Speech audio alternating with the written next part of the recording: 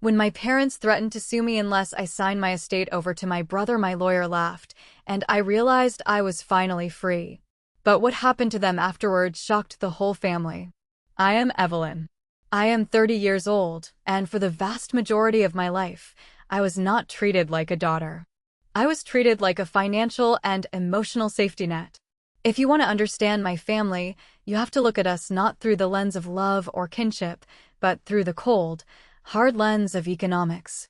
My parents, Douglas and Cynthia, are what you would call terrible investors. And their absolute worst investment, the black hole where all their resources, pride, and sanity went to die, is my 34-year-old brother, Garrett. Garrett is the golden child. He is the boy who could do no wrong, even when he was doing absolutely everything wrong. In his mind, he is an undiscovered genius, an entrepreneur just one lucky break away from a million-dollar empire. In reality, he is a parasitic man-child who has never held a steady job for more than 8 months. Let me give you a quick rundown of Garrett's ventures. In 2018, it was an artisan coffee roasting business that burned through $50,000 of my parents' retirement savings. In 2020, it was some bizarre drop-shipping company that ended in a massive inventory pileup in my parents' garage. And in 2022, it was a cryptocurrency trading bot that somehow managed to lose more money than it actually had to begin with. Every single time, my parents bailed him out. They fell victim to the sunk cost fallacy. They had poured so much money, time, and ego into proving Garrett was special that admitting he was a failure meant admitting they were fools. While they were busy financing his delusions, I was quietly building a life out of the scraps they left behind. I paid my own way through college by working 3 different jobs. I waited tables, I tutored, I worked the graveyard shift at a local hotel desk. I learned very early on that if I fell, no one was going to catch me. So, I made sure I never fell. 3 years ago, after years of aggressive saving, I bought my estate. Now, when I say estate, do not picture a pristine, turnkey mansion. It was a severely neglected 10-acre property on the outskirts of the county. The main house had a sagging porch, peeling paint, and a roof that leaked in 3 different places. The land was overgrown with weeds and dead brush. I bought it for pennies on the dollar because nobody else wanted to put in the brutal sweat equity required to make it livable. But I did. For 2 straight years, I spent every evening and every weekend covered in sawdust, paint, and dirt. I learned how to sand hardwood floors from internet videos. I rewired the basic fixtures. I cleared the brush by hand until my palms were blistered and bleeding. I poured my literal blood, sweat, and tears into that soil. And as the area around me started to develop and gentrify, the value of my property skyrocketed. By the time I was 29, the estate was appraised at nearly 4 times what I originally paid for it. It was beautiful. It was mine. During all this time, my parents barely acknowledged my existence, except when they needed something. Usually, it was Cynthia calling me in tears because Garrett was short on rent again, or Douglas giving me a stern lecture about how family needs to support family, which was code for me opening my wallet. I had given them thousands over the years just to keep the peace. I paid utility bills. I covered car insurance deductibles when Garrett backed into a mailbox. I played the role of the dutiful, quiet daughter because I desperately wanted the one thing they were incapable of giving me, their genuine approval. But sitting on the porch of my fully renovated home, looking out over the 10 acres of land I owned free and clear, I started to realize that their approval was a currency completely devoid of value. I was financially secure, deeply independent, and emotionally exhausted. I thought the worst of their demands were behind me. I thought that since Garrett was well into his 30s, my parents would finally force him to grow up. I was incredibly naive. The true test of my family's delusion was just around the corner, waiting for me at a seemingly innocent Friday night dinner. It was a Friday evening when the trap was sprung. Cynthia had called me earlier in the week, her voice dripping with that manufactured sweetness she only used when she was laying the groundwork for a massive favor. She said she missed me, that it had been too long since we had a proper family dinner, and that she was making her famous pot roast. Against my better judgment, I agreed to make the 45-minute drive from my quiet estate into the crowded, manicured suburbs where they lived. The moment I stepped through the front door, the atmosphere felt thick, almost suffocating. The smell of overcooked beef and rosemary hung in the air, but beneath it, there was a sharp, undeniable tension. Douglas was pacing in the living room, a Scotch glass sweating in his hand. Garrett was slouched on the sofa, scrolling through his phone with a smug, self-satisfied smirk plastered across his face. He barely looked up to acknowledge me. Cynthia fluttered around the dining room, nervously adjusting the silverware and avoiding eye contact. My instincts, honed by 30 years of navigating their emotional minefields, immediately started screaming at me. This was not a dinner. This was an ambush. We sat down at the table. The clinking of forks against porcelain sounded unnaturally loud in the silence. There was no small talk. Nobody asked about my job. Nobody asked about my house. We just chewed our dry pot roast while the unspoken agenda hovered over the table like a dark cloud. Finally, Douglas cleared his throat. It was the exact sound he always made before handing down a ruling. He reached into his suit jacket, draped over the back of his chair, and pulled out a thick, legal-sized envelope. He placed it firmly on the polished wood of the dining table and slid it across until it rested right next to my water glass. The weight of it made a dull thud. I stared at the thick white paper. I did not touch it. I looked up at my father. He folded his hands on the table, leaning forward with the posture of a CEO negotiating a hostile takeover. "Evelyn," he started, his voice low and practiced. "You know your brother has been going through a rough patch lately. The economy is tough. His last business partner completely screwed him over." I almost laughed out loud. The business partner had not screwed him over. Garrett had simply stopped showing up to work and drained their joint account to buy a ridiculously expensive motorcycle. But I kept my mouth shut. I let Douglas spin his web. "Garrett is in debt," Douglas continued, his eyes locking onto mine. "Serious debt. He is facing bankruptcy, and the creditors are talking about seizing his assets. Not that he has many left. But he needs a fresh start. A clean slate to build his next venture." Cynthia chimed in right on cue, leaning across the table with her eyes brimming with calculated tears. "You have so much space, Evelyn. 10 acres all to yourself. It is lonely out there for a single woman. You do not need all that property. Family helps family, sweetheart. That is what we do." I looked back down at the envelope. My heart was pounding against my ribs like a trapped bird, but my voice came out remarkably steady. "What is in the envelope, Dad?" Garrett finally put his phone down. He leaned his elbows on the table, a predatory gleam in his eyes. "It is a deed transfer, Evie." The nickname made my skin crawl. Douglas nodded, confirming my worst fear. "It is a simple transfer of the estate into Garrett's name. With the equity you have built up in that property, he can take out a substantial loan against it. It will clear all his debts, give him the capital he needs to start over, and secure his future." My brain short-circuited. For a solid 10 seconds, the only sound in the room was the low hum of the refrigerator. They were not asking for a loan. They were not asking me to co-sign a document. They were demanding that I sign away the entire estate, the home I bled for, the land I cleared with my own hands, the only safe space I had ever known in my entire life. So my 34-year-old brother could pay off the debts he accumulated by being incredibly reckless and lazy. They wanted to liquidate my life to fund his delusions. I looked at Cynthia, whose face was twisted into an expression of pleading martyrdom. I looked at Garrett, who was literally grinning, already spending my equity in his head. And then I looked at Douglas, whose expression was completely blank, as if asking me to hand over a multi-$100,000 property was no different than asking me to pass the salt. The sheer audacity of it was so massive, so entirely divorced from reality, that it felt like a hallucination. I did not scream. I did not cry. For the first time in my life sitting at that table, I did not revert to the small, terrified version of Evelyn who used to agree to anything just to make the tension stop. I sat back in my chair, crossed my arms, and looked directly into my father's eyes. "No," I said. The word dropped into the room like a bomb. It was a single syllable, but it seemed to shatter the delicate glass reality my parents had constructed. Cynthia's fake tears instantly dried up. Garrett's smirk vanished, replaced by a look of pure, petulant confusion. Douglas narrowed his eyes, his jaw muscles twitching as he processed my defiance. "What do you mean, no?"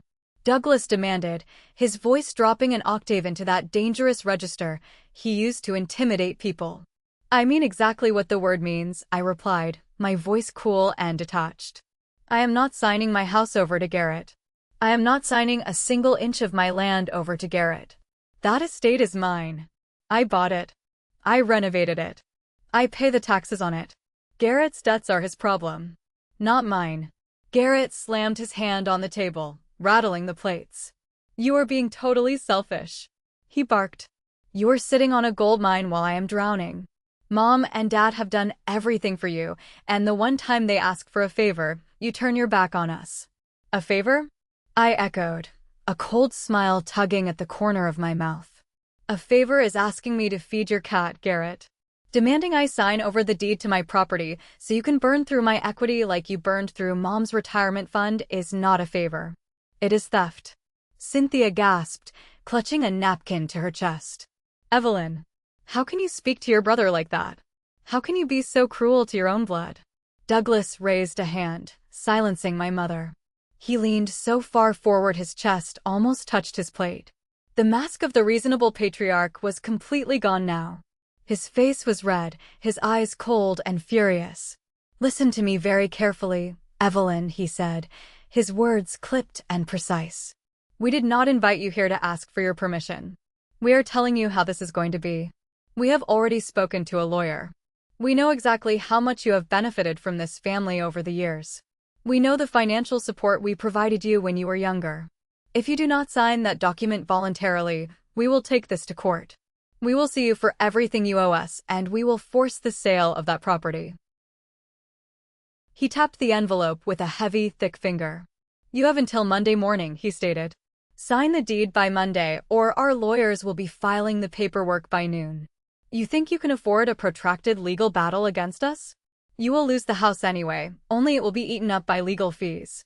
Do the smart thing. Sign the paper." The silence that followed was suffocating. They waited for me to crumble. They waited for the panic to set in, for the old Evelyn to apologize, to cry, to reach for the pen. But as I looked at the three of them, something inside my chest simply detached. The invisible strings of guilt, obligation, and fear that they had used to control me for 3 decades suddenly snapped. I did not feel terrified. I felt a profound, overwhelming sense of disgust. They were bluffing. Deep down, beneath the anger, I knew they had to be bluffing. But even if they were not, it did not matter. I would rather watch my house burn to the ground than hand the keys to Garrett. I slowly stood up. I picked up my purse from the floor and slung it over my shoulder. I looked down at the thick envelope sitting next to my water glass. I reached out, not to open it, but to push it gently back across the table until it rested directly in front of Douglas. "Monday works for me," I said, my voice echoing in the quiet dining room. "Tell your lawyers to expect a call from mine." I did not wait for a response. I turned my back on them and walked out of the dining room. I heard the scrape of a chair behind me, Cynthia calling my name in a panicked pitch, but I did not stop. I opened the front door, stepped out into the cool, damp night air, and pulled the door shut behind me with a firm, solid click. I left them sitting at their perfect dining table, staring at an unopened envelope, choking on the reality that they had just lost control of me forever. The storm started the moment I pulled out of their driveway. Rain began to lash against the windshield of my car in heavy, aggressive sheets. The wipers beat a frantic rhythm, swishing back and forth as I navigated out of the perfectly manicured subdivision and onto the highway that led back to my estate. My hands were gripping the steering wheel so tightly my knuckles were stark white, and my heart was hammering a chaotic beat against my ribs. The adrenaline of the confrontation was still surging through my veins, making my whole body vibrate. They had threatened to sue me. My own parents. The people who were supposed to protect me had looked me dead in the eye and promised to destroy my life if I did not sacrifice myself on the altar of my brothers in confidence. I needed to know the truth. I needed to know if their threat had any teeth whatsoever. I reached over, tapped the dashboard console, and connected my phone to the car's Bluetooth system. I used the voice command to dial the number for Mr. Davis. He was the real estate attorney who had handled the closing on my property 3 years ago. He was sharp, experienced, and, thankfully, known for working late hours on Fridays to prepare for the coming week.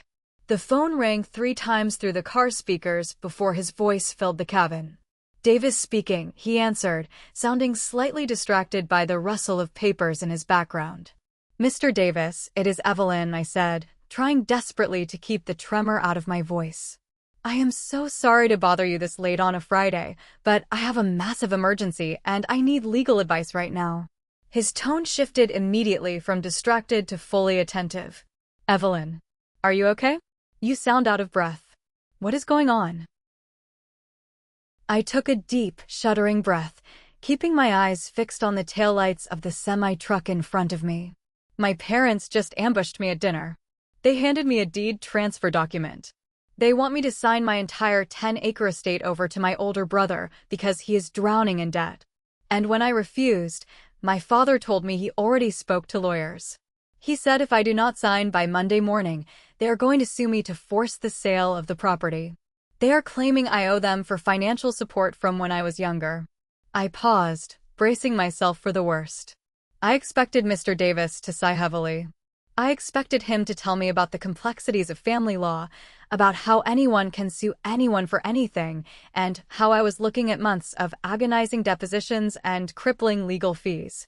Instead, a very different sound came through the car speakers. Mr. Davis laughed. It was not a polite chuckle.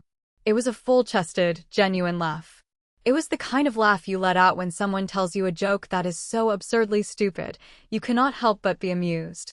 "Evelyn," he said, his voice rich with amusement, "I want you to take a deep breath." "Are you breathing?" "Yes," I whispered, gripping the wheel. "Good. Now listen to me very carefully. Your parents are full of absolute garbage." I blinked, the headlights of oncoming traffic blurring through the rain. "What?"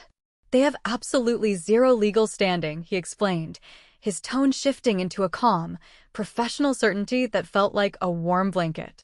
"Evelyn, I handled your closing. I saw the financials. You bought that property solely in your name. You provided the down payment from your own bank accounts. You have paid the mortgage from your own bank accounts. There is no cosigner. There is no family trust. That land and that house belong to you, 100%. But my father said he can sue me for past financial support," I pressed, the lingering fear still trying to find a foothold. "He said I owe them." Mr. Davis let out another short scoff. "That is a scare tactic. Unless you signed a legally binding promissory note when you were a teenager agreeing to pay them back for the food you ate and the roof over your head, they cannot sue you for raising you. It is called being a parent, not being a bank. They are trying to bully you because they know they have no legal leverage. If they actually found a lawyer sleazy enough to draft a lawsuit on Monday, a judge would laugh it out of court and likely sanction them for filing a frivolous claim." The words washed over me, clear and undeniable. "So, I am safe?" I asked, my voice finally steadying. "You are completely bulletproof," he confirmed. "Do not sign anything. In fact, do not even speak to them. If they try to hand you any paperwork, refuse it. If they magically do find a lawyer foolish enough to send you a letter, you forward it directly to me, and I will draft a response that will make their heads spin. You have nothing to worry about.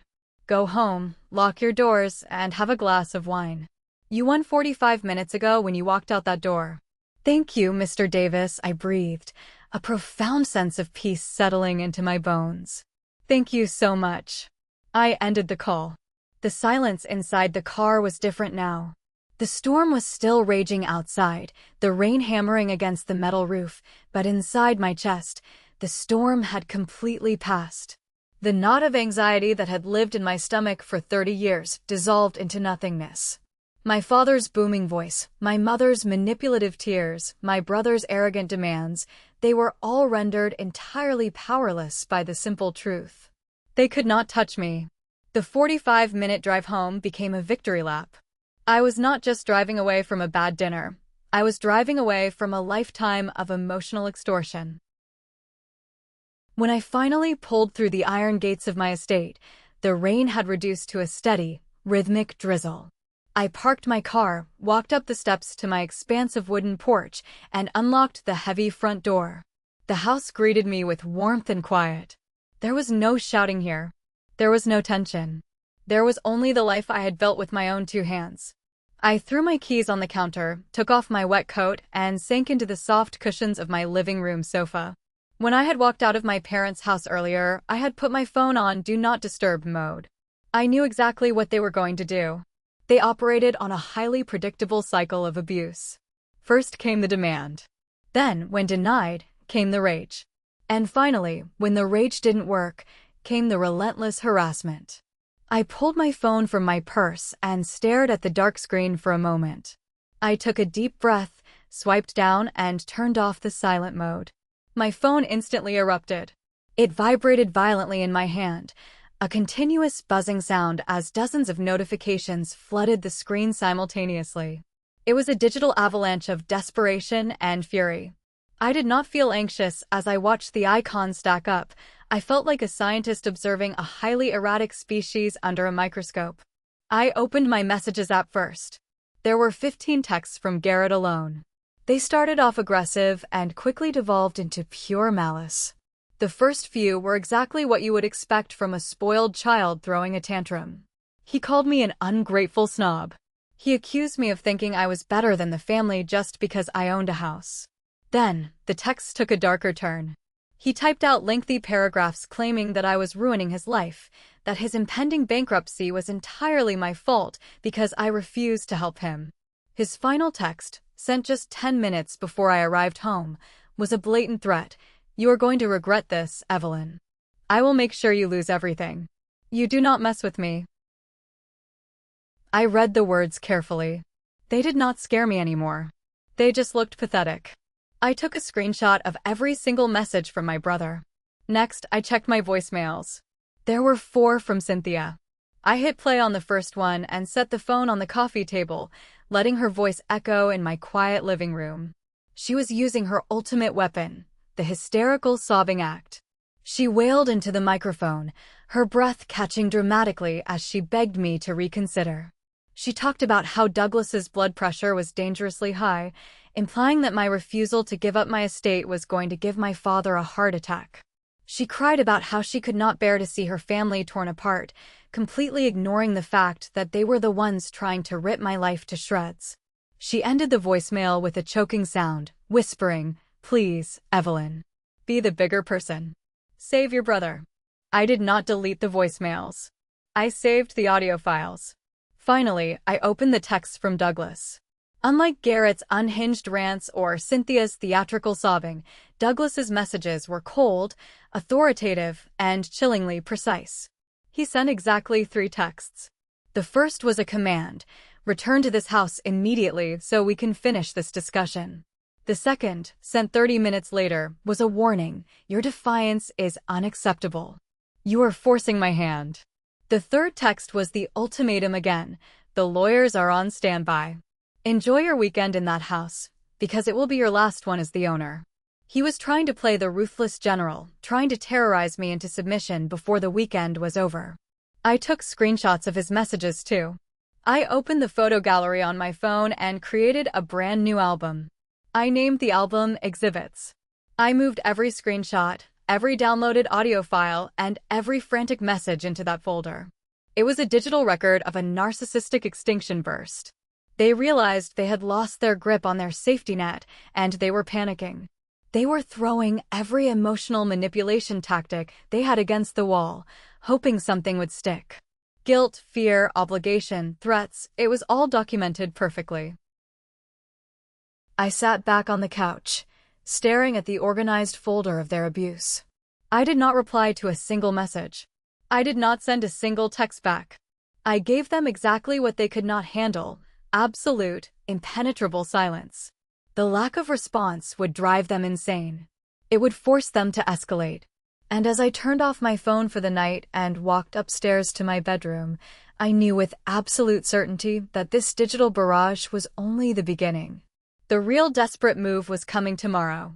I woke up on Saturday morning to sunlight streaming through my bedroom windows. The storm from the night before had completely cleared out, leaving the sky a brilliant, crisp blue. I felt remarkably well rested. For the first time in my adult life, I had slept without the low-grade anxiety of wondering what crisis my family would invent next. I knew exactly what they wanted, I knew they could not have it, and I held all the cards. I went downstairs, ground some fresh coffee beans, and started brewing a pot. I was standing at the kitchen island, wearing an oversized sweater and holding a steaming mug of dark roast, looking out the large bay windows toward the front of my property. The long gravel driveway stretched out toward the main road, flanked by the old oak trees I had meticulously pruned. That was when I heard the unmistakable crunch of tires on gravel. I did not panic. I calmly placed my coffee mug on the counter and walked toward the front hallway. Through the glass panels framing the front door, I watched a dark silver sedan pull up and park directly in front of the steps. It was my parents' car. The 45-minute drive from the suburbs on a Saturday morning told me everything I needed to know. The digital barrage of threats and tears had not worked, so they were pivoting to physical presence. Douglas stepped out of the driver's side. He was dressed in a casual but expensive sweater, trying to project an aura of relaxed authority. Cynthia emerged from the passenger side, holding a small white bakery box. Garrett was nowhere to be seen. They had obviously decided the golden child was too volatile for this specific diplomatic mission. I unlocked the deadbolt and opened the front door just as they reached the top of the wooden stairs. I did not step back to invite them in. I stood firmly in the doorway, my body blocking the entrance, acting as a physical barrier between them and my sanctuary. "Good morning, Evelyn," Cynthia said, her voice dripping with an artificial, sugary sweetness that made my teeth ache. She held up the bakery box like a peace offering. "We brought croissants from that little French place you used to love. We thought we could have some breakfast and talk. Just talk, sweetheart. No fighting." Douglas offered a tight, forced smile. "Let us come inside, Evelyn. It is a bit chilly out here." This was their classic maneuver. The benevolent parent routine. They act as if the horrific threats from the night before never happened. They bring a pastry, flash a smile, and expect you to instantly develop amnesia and let them cross your boundaries. Once inside your home, the power dynamic shifts. They take up space, they sit on your furniture, and they slowly wear you down. I looked at the bakery box, then at my mother's eager, calculating eyes, and finally at my father's expectant face. "No," I said, my voice perfectly level. Cynthia's smile faltered, the corners of her mouth trembling slightly. "What do you mean, no? We drove all the way out here to see you." "I mean you are not coming inside my house," I replied, crossing my arms over my chest. "If you want to talk, we can talk right here on the porch. But you are not crossing this threshold." Douglas's forced smile vanished instantly, replaced by a flash of genuine anger. He hated being denied. He hated boundaries. "Do not be ridiculous, Evelyn. You are treating us like strangers. We are your parents. Step aside and let us in." He actually took a half step forward, expecting me to instinctively move out of his way. I did not budge an inch. I planted my feet firmly on the hardwood floor of the entryway. "I am not being ridiculous, Douglas," I said, dropping the title of Dad completely. "Last night, you handed me a document demanding my property and threatened to sue me into oblivion if I did not comply. Then, you both spent the entire night leaving unhinged, threatening voicemails and text messages. You do not get to threaten to destroy my life on Friday and then demand entry into my home on Saturday with a box of pastries." The answer is no. The mask completely shattered. Cynthia dropped her arm, the bakery box tilting dangerously. "You are a cold, ungrateful brat," she shrieked, the sweet facade melting away into pure venom. "We gave you life. We raised you. And you cannot even help your own brother when he is on the verge of losing everything? You are selfish." Douglas pointed a thick, trembling finger at my face. "You are making the biggest mistake of your life, Evelyn. You think you are so smart? You think you can hide in this house? Our lawyers will tear you apart on Monday. We will make sure you are left with nothing. I looked at them. Really looked at them. Two aging people standing on my porch, throwing a tantrum because they realized they could not steal my hard-earned money to fund their favorite child's failures. They were not powerful. They were pathetic. My lawyer says otherwise, I replied, my voice cold as ice. He found your threats highly amusing. Have your legal team call Mr. Davis on Monday. I am sure he would love to hear their brilliant strategy for stealing property you do not own. Now, get off my porch. I did not wait for them to process the shock. I stepped back, grabbed the heavy front door, and slammed it shut right in their faces. I threw the deadbolt with a loud, satisfying click. Through the glass, I watched them stand frozen for a few seconds before turning around in defeat and marching back to their car. As they drove away, kicking up gravel, I realized that protecting my house was not the end of this war. If they wanted to play dirty, I was going to have to burn their entire fabricated reality to the ground. If you are enjoying this story, please hit that like button, subscribe to the channel, and leave a comment telling us the name of the city you live in. Every single comment helps the video reach more people. Thank you so much for your support. The peace I felt after slamming the door on my parents was profound, but I knew it was only a temporary ceasefire. In the ecosystem of a highly toxic, manipulative family, when the primary abusers fail to bring the rogue element back into line, they outsource the harassment. They send in the flying monkeys. It is a psychological tactic as predictable as the sunrise. By 2 o'clock on Saturday afternoon, my phone, which I had left on the kitchen counter, began to ring with a new wave of incoming attacks. But this time, it was not Douglas or Cynthia or Garrett. The caller ID displayed the name of my Aunt Martha. She was my father's younger sister, a woman who thrived on suburban gossip and viewed my parents as the absolute pinnacle of success. I let it go to voicemail. 5 minutes later, it was Uncle Vernon, Cynthia's brother. Then a cousin I had not spoken to in 4 years. The digital barrage had evolved into a coordinated smear campaign. I sat at my kitchen island, sipping a glass of water and listened to the voicemails as they rolled in one by one. Aunt Martha sounded breathless and scandalized. She left a 3-minute message detailing a completely fabricated narrative that Douglas had obviously spoon-fed her. According to Martha, Garrett was literally days away from living on the streets, his businesses ruined by unfortunate economic downturns, and I was hoarding a massive, multi-million-dollar estate that I had somehow purchased using family money. She called me a greedy, ungrateful child who was breaking my mother's heart. She demanded that I call my father immediately, apologize, and do the Christian thing by sharing my wealth with my brother. Uncle Vernon was less dramatic, but far more condescending.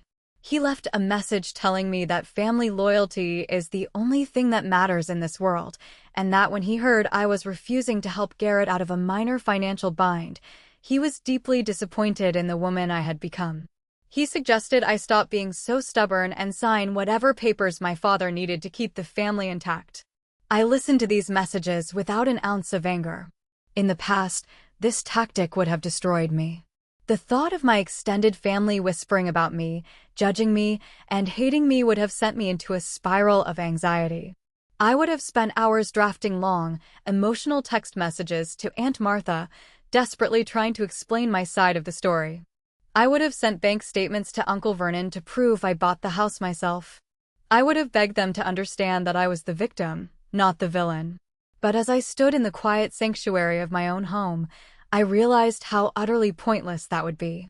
Flying monkeys do not want the truth. They do not want to see the receipts. They want the drama to resolve quietly so they do not have to confront the uncomfortable reality that the patriarch and matriarch of the family are actually manipulative monsters. They wanted me to fall back into my role as the safety net because if I stopped absorbing the family's dysfunction, that dysfunction might spill over onto them. I was looking at the situation through the lens of emotional bankruptcy. My entire extended family was operating on a deficit of truth. They were heavily invested in the lie that Garrett was a misunderstood genius and my parents were selfless martyrs. Trying to convince them otherwise would be like trying to explain a complex financial portfolio to a toddler. It was a complete waste of energy. I did not call Aunt Martha back. I did not text Uncle Vernon. I simply saved their voicemails into the digital folder I had created the night before. Their messages were not evidence of my guilt. They were evidence of Douglas and Cynthia's desperation. My parents were pulling every lever of social pressure they had access to, hoping that the collective weight of the family's disapproval would crush my resolve before Monday morning. But their strategy had a fatal flaw. They assumed I still cared about my reputation within a family I no longer respected. By weaponizing the relatives, my parents had inadvertently done me a massive favor. They showed me exactly how far they were willing to go to destroy my name just to save Garrett's ego. And in doing so, they gave me the absolute, unshakable permission I needed to stop playing defense. It was time to go on the offensive. If they wanted to talk about who owed whom, if they wanted to drag our financial history into the light of day, I was more than ready. I was not going to fight them with rumors or gossip. I was going to fight them with cold, hard data. Saturday evening descended quietly over the estate. The sun dipped below the tree line, casting long, cool shadows across the lawn. I walked upstairs to my home office, a room I had specifically designed to be my personal command center. It had a heavy oak desk, a comfortable leather chair, and a large metal filing cabinet tucked into the corner. I turned on the desk lamp, bathing the room in a warm, focused glow. It was time to conduct the audit. I unlocked the bottom drawer of the filing cabinet. This was the drawer where I kept the physical archives of my life. Old tax returns, bank statements from my early 20s, and a thick, expanding folder labeled Family Expenses. I pulled the folder out and dropped it onto the center of the desk. It landed with a heavy, dusty thud. For years, I had shoved things into this folder and tried to forget about them, treating it like a graveyard of broken promises and financial abuse. I had never actually laid it all out and looked at the total picture. I opened my laptop and pulled up a blank spreadsheet. I titled it The Sunk Cost. Then I opened the folder and began the grueling process of digging up the bodies. The first document I pulled out was a credit card statement from October of 2019. Garrett had convinced my parents that he needed a specialized, high-end laptop to run his new graphic design business. They had refused to buy it for him, claiming they were tight on cash. So, Cynthia had called me, sobbing about how Garrett's dreams were going to die if he didn't get this computer. Guilt-tripped and exhausted, I had let him put it on my card. The total was $4,500. Garrett promised to pay me back in monthly installments.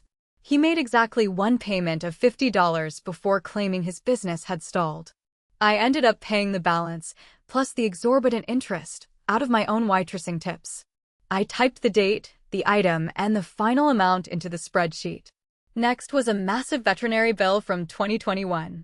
My parents' purebred golden retriever had swallowed a tennis ball and needed emergency surgery. Douglas had called me from the clinic, his voice tight, demanding I cover the cost because his funds were tied up in an investment. That investment, I later found out, was handing Garrett $10,000 to trade penny stocks. I had paid the vet $3,200. Douglas never mentioned it again. Into the spreadsheet it went. The deeper I dug, the more sickening the pattern became.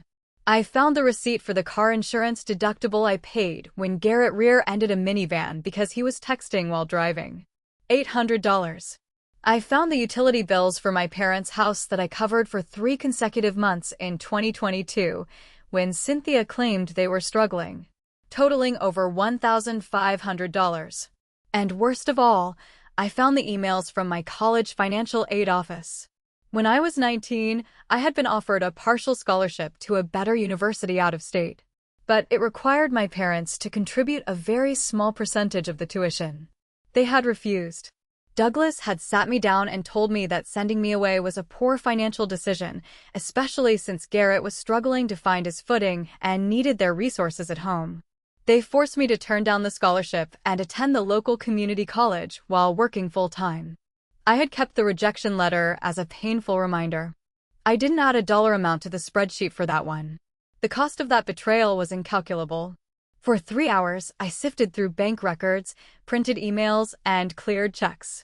I was transcribing a decade of financial vampirism.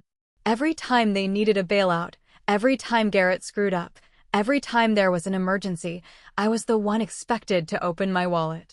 I was the emergency fund they never had to pay back.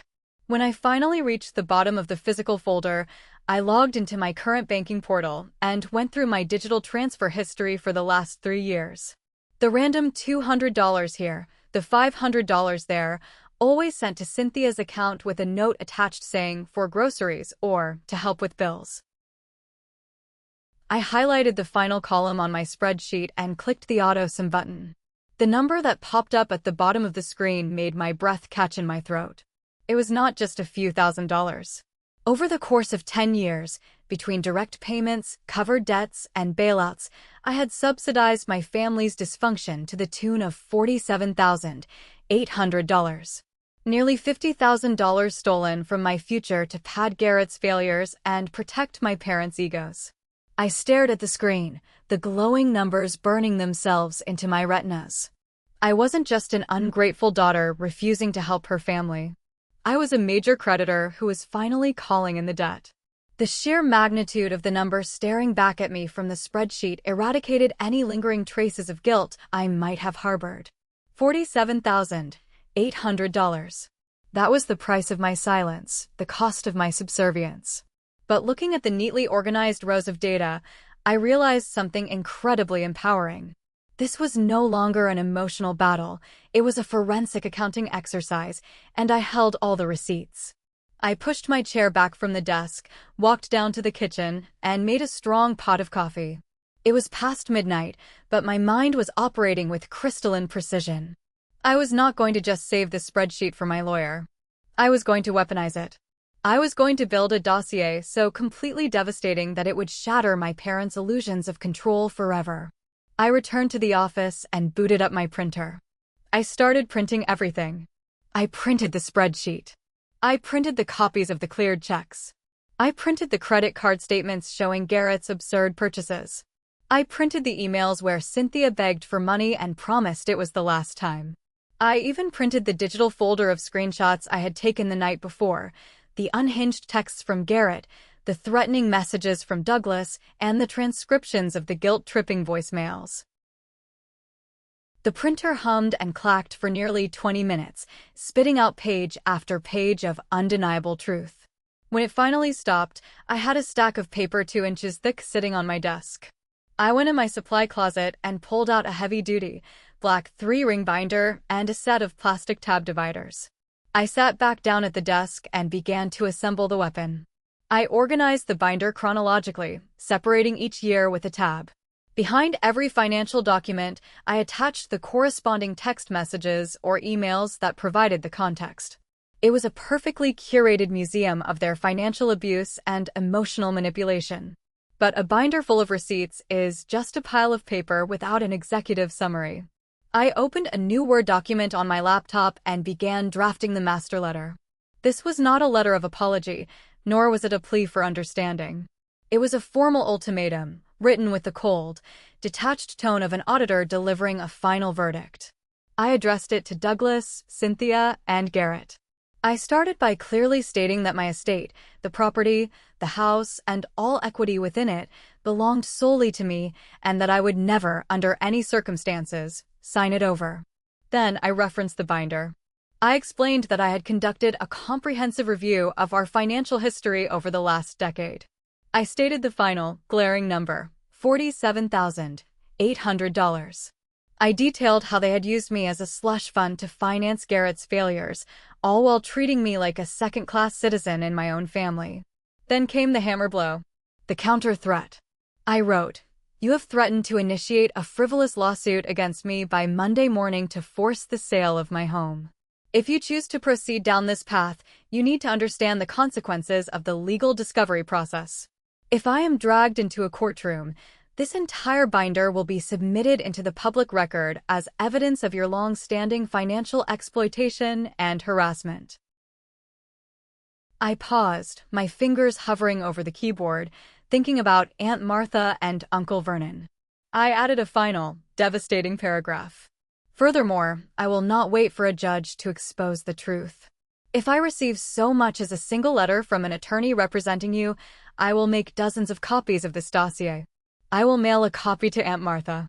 I will mail a copy to Uncle Vernon. I will mail copies to your neighbors in the subdivision, and I will personally deliver a copy to the members of Douglas's Country Club. You have spent your entire lives pretending to be a wealthy, perfect family while hiding Garrett's disastrous reality. If you try to steal my home, I will ensure that every single person in your social circle knows exactly how bankrupt you truly are, both financially and morally. I printed the master letter and placed it right at the very front of the black binder, slipping it behind the clear plastic cover so it was the first thing anyone would see. I snapped the ring shut. The binder was heavy, substantial, and practically vibrating with destructive potential. I looked at the clock. It was nearly 3 in the morning on Sunday. My parents had given me a deadline of Monday morning to surrender. They thought I was spending the weekend crying, panicking, and packing my bags. They thought they had isolated me and broken my spirit. They had no idea that I was going to bring the war directly back to their dining room table. Sunday evening arrived with a heavy, overcast sky, matching the grim determination settled deep in my chest. I dressed carefully for the occasion. I didn't wear the oversized, comfortable sweaters I usually wore around them. I wore a tailored black blazer, dark jeans, and boots. It was a subtle shift, but I was dressing like a woman walking into a boardroom to fire someone, not a daughter going to a family dinner. I grabbed the heavy black binder from my desk, slid it into a leather tote bag, and walked out to my car. The 45-minute drive back to the suburbs was entirely silent. I didn't play music. I didn't listen to a podcast. I just rehearsed the cold, calculated steps I was about to take. I knew exactly how this was going to play out. They would be waiting for me, brimming with the arrogant confidence of predators who believed their prey had finally exhausted itself. I turned onto their perfectly manicured street, the identical houses lined up like soldiers. I pulled into the driveway, parking right behind Douglas's sedan. I grabbed my tote bag, feeling the reassuring weight of the dossier against my side, and walked up the concrete path to the front door. I didn't knock. I reached out, turned the handle, and pushed the door open. The scene inside was almost a perfect, sickening replica of Friday night. They were all gathered in the dining room. Douglas was seated at the head of the table, nursing a glass of scotch, his posture relaxed and victorious. Cynthia was sitting to his right, her hands folded neatly in her lap, wearing a serene, almost pitying expression. Garrett was lounging in a chair across from her, scrolling on his phone, though he looked up immediately when the door clicked shut behind me. The thick, legal-sized envelope containing the deed transfer was resting in the exact center of the table, right next to a silver pen. The stage was set for my surrender. "Ah, Evelyn," Douglas said, his voice smooth and laced with a patronizing warmth. "We thought you might come to your senses. Come in, sit down." Cynthia offered a soft, entirely fake sigh of relief. "I told your father you just needed a little time to process things, sweetheart. We know you want to do the right thing for the family. It takes a big person to admit when they are being selfish." Garrett didn't say anything, but he picked up the silver pen and spun it between his fingers, tapping it against the deed transfer envelope. The smirk on his face was so pronounced it made my stomach turn. They genuinely believed the flying monkeys had worked. They thought the voicemails from Aunt Martha and Uncle Vernon had crushed my spirit. They thought I was here to sign away my 10-acre estate just to make the collective disapproval stop. I walked slowly into the dining room. I didn't take off my coat. I didn't sit down in the empty chair they had left for me. I stood at the opposite end of the long wooden table, directly facing Douglas. The air in the room was thick with their smug anticipation. "You look tired, Evelyn," Douglas noted, misinterpreting my cold stare for exhaustion. "Let us just get this over with. Sign the paper, and we can all move forward. Garrett has a meeting with a debt consolidator on Tuesday, and having this equity secured will make the process seamless." I looked at the envelope. Then I looked at Garrett, who was literally hovering over the paper like a vulture. "I am not here to sign your paper," I said. My voice was calm, but it carried across the room like a crack of thunder. The atmosphere instantly shifted. The smugness evaporated, replaced by a spike of volatile tension. Garrett dropped the pen. It clattered loudly against the wood. Cynthia's serene expression snapped back into a look of panic. Douglas slammed his hand flat on the table. "Then why the hell are you here?" he barked, dropping the benevolent patriarch act entirely. "We gave you a deadline, Evelyn. Tomorrow morning, my lawyer files the paperwork. You are completely out of options." "No, Douglas," I corrected him, maintaining my absolute stillness. "You are out of options. You wanted to make this a legal matter. You wanted to talk about who owes who, and you wanted to threaten me with public exposure in a courtroom. I decided that was a fantastic idea. But before your imaginary lawyers file anything, I thought it was only fair to show you the evidence I will be submitting for discovery."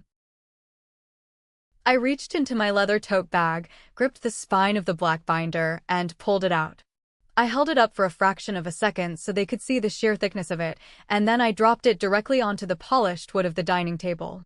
It landed with a massive, heavy slam that echoed off the dining room walls, vibrating the crystal glasses in the china cabinet. The sound was definitive. It was the sound of the power dynamic in the room permanently shattering. The binder sat on the table like a live explosive. For several agonizing seconds, no one moved. Douglas stared at the black cover, his jaw locked tight. Cynthia blinked rapidly, her eyes darting between me and the heavy dossier. Garrett looked genuinely confused, his limited capacity for strategy short-circuiting in the face of organized resistance. "What is this garbage?" Garrett finally sneered, though his voice lacked its usual arrogant bite. He leaned forward, reaching a hand out toward the binder.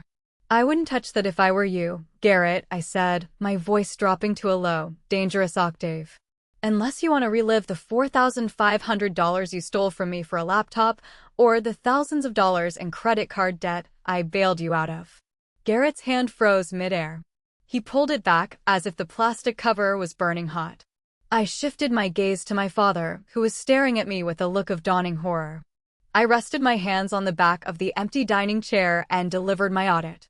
"That binder," I began, speaking slowly and clearly so every word pierced the silence, "contains a decade of receipts.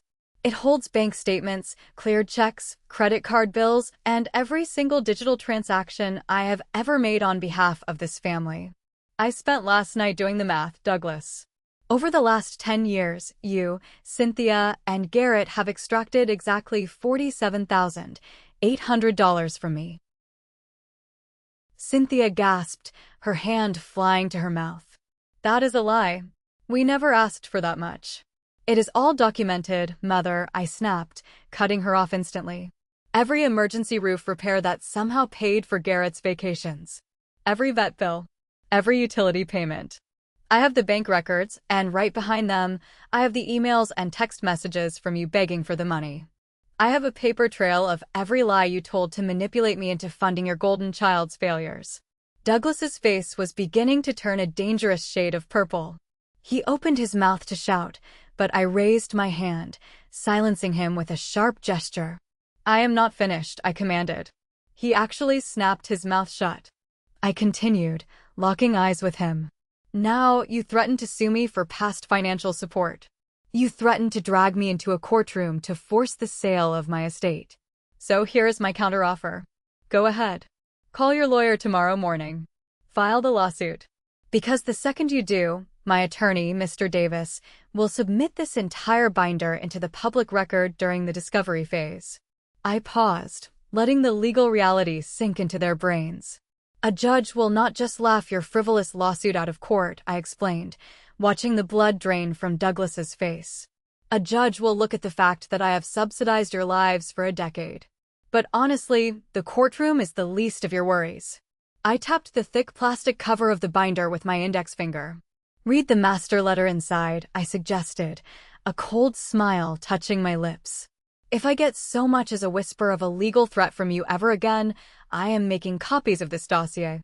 I will mail the first copy to Aunt Martha so she can see exactly how homeless Garrett actually is. I will mail the second copy to Uncle Vernon. Then I will start mailing them to your neighbors. And finally, Douglas, I will personally deliver a copy to the board members at your golf club. The silence that fell over the room was absolute, suffocating, and incredibly beautiful.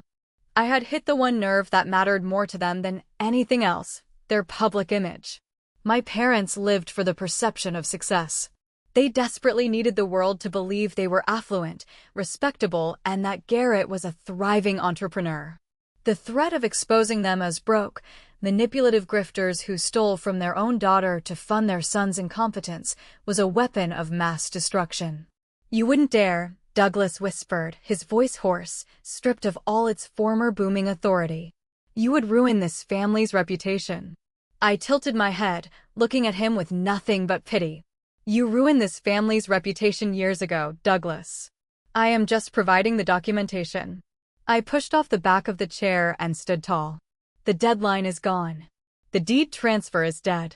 Do not ever contact me asking for money again. Do not ever send your relatives to harass me. Because if you push me, I promise you, I will burn your entire social standing to the ground, and I will not lose a single second of sleep over it." I looked at the three of them, frozen in their chairs, completely trapped by the consequences of their own actions.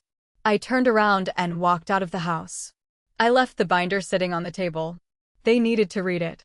They needed to choke on it. I did not immediately walk to my car.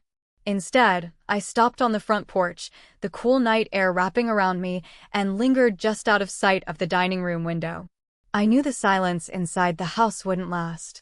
When a toxic system realizes it can no longer extract resources from its usual victim, it doesn't just quietly accept defeat. It turns inward. The predators, trapped in a cage of their own making, inevitably begin to cannibalize each other. It took less than 30 seconds. The explosion started with Garrett. His voice, high-pitched and frantic with panic, sliced through the walls. "What the hell was that, Dad?" he screamed. "You told me this was handled. You told me she was going to sign the house over and I could pay off the consolidators on Tuesday. What am I supposed to do now?" I heard the violent scrape of a chair being pushed back, followed by Douglas's roaring response. "Do not use that tone with me, you ungrateful little parasite. I tried to save you. I tried to get her to sign, but she has a binder full of your failures ready to send to everyone I know. This is your fault. If you had not blown $50,000 on a coffee business, we wouldn't be in this mess. I was going to pay it back." Garrett yelled, the sound of glass shattering following his words. Someone had knocked a glass off the table. "You are the ones who promised me the equity. You are the parents. You are supposed to fix this." Then came Cynthia's voice, shrill and hysterical, completely abandoning her peaceful peacemaker routine. "Stop it. Both of you. Garrett, your father has ruined his retirement trying to keep you afloat. And Douglas, how could you let her talk to us like that? How could you let her leave that thing on our table? She is holding all the cards, Cynthia." Douglas bellowed, his voice cracking under the strain of absolute defeat. "She has the bank statements. If she sends that to Vernon, I will never hear the end of it. If she sends it to the club, I will be a laughingstock.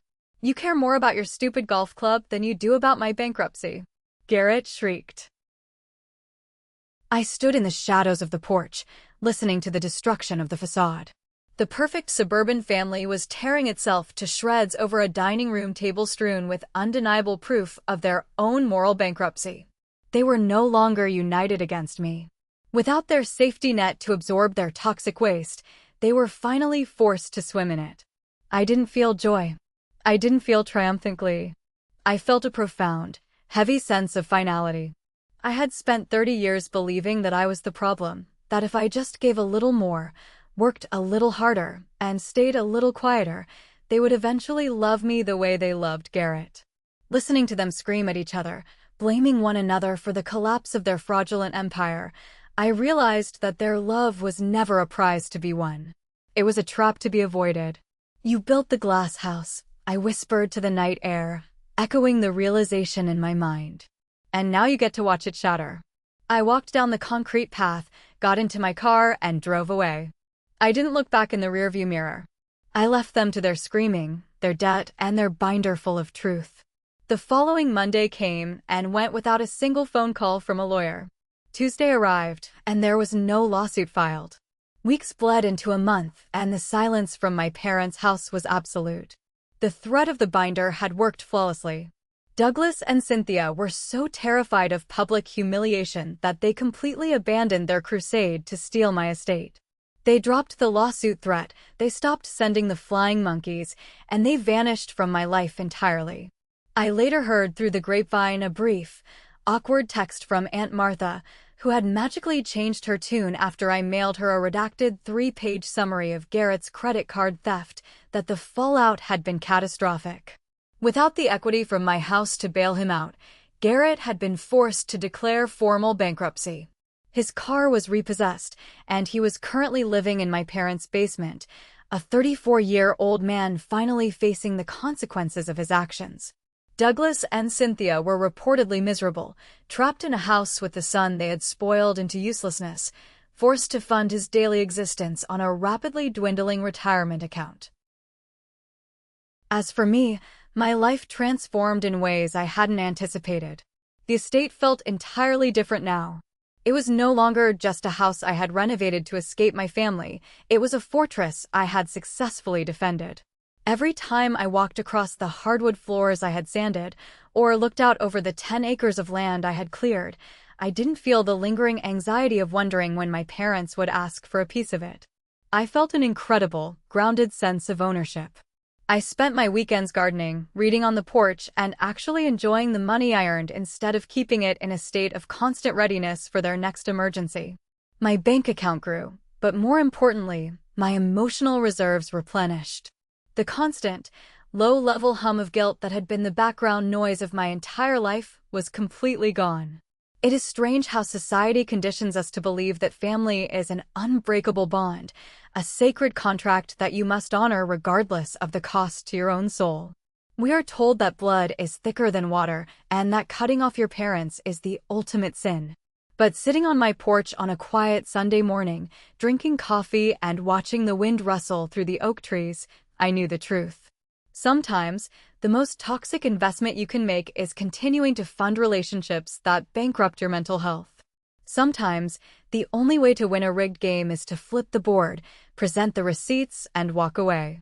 I lost my family, but looking back at the decades of manipulation, theft, and conditional love, I realized I hadn't actually lost anything of value.